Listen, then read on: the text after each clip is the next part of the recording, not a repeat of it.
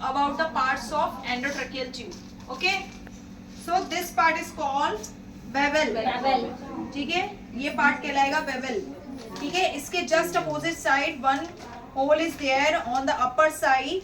ठीक है, उसको बोलते हैं मर्फी आई. अगर यहाँ से ऑब्स्ट्रक्शन हो रहा है वेबल पे तो we can see from the Murphy eye side. ठीक है, then this one is the cuff. ठीक है, जहाँ पर आप ज़ैलोकिन जेली लगाते हो कि नहीं? हाँ, ये ब्लू लाइन गई है, ये क्या कहलाती है? Radio opaque. ठीक है, रेडियो ऑपिक लाइन. ये टू बॉर्डर जो आपको डार्क कलर में लग रहे हैं, ठीक है, ये लाइंस किसके लिए होती है? Vocal guided. ओके, एंड जो जहां पर ये मेजरिंग नंबर्स लिखे हैं, it is called the length marking. ठीक है, देन दिस पार्ट जो ब्लू में आपको दिखाई दे रहा है, इसको बोलते हैं कनेक्टर या एडेप्टर, जिसमें क्या होता है? ऑक्सीजन कनेक्ट इसी से होगा. जो ऑक्सीजन का ट्यूबिंग होगा वो कनेक्ट डायरेक्ट यहीं से ही होगा. ठीक है, और आपको मालूम होना चाहिए फीमेल में वी कैन यूज 6, 6.5, 7, 7.5, 8, 8.5 क्या mm.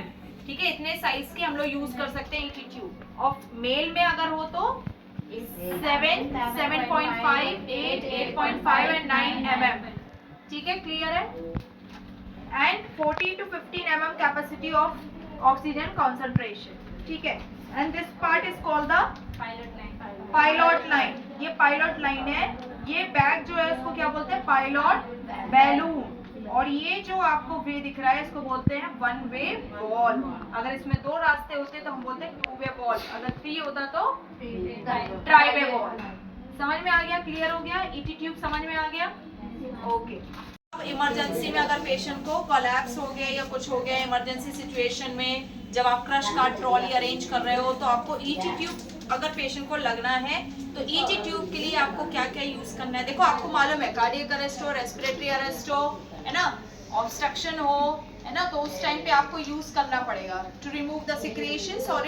और intubation is the best choice in the emergency care, है ना. तो ईटी ट्यूब के साथ में आपको क्या क्या रखना होगा? आपको स्टेलेट रखना होगा, आपको सिरिंज रखना होगा क्योंकि एयर फिल्ड करना है आपको, है ना.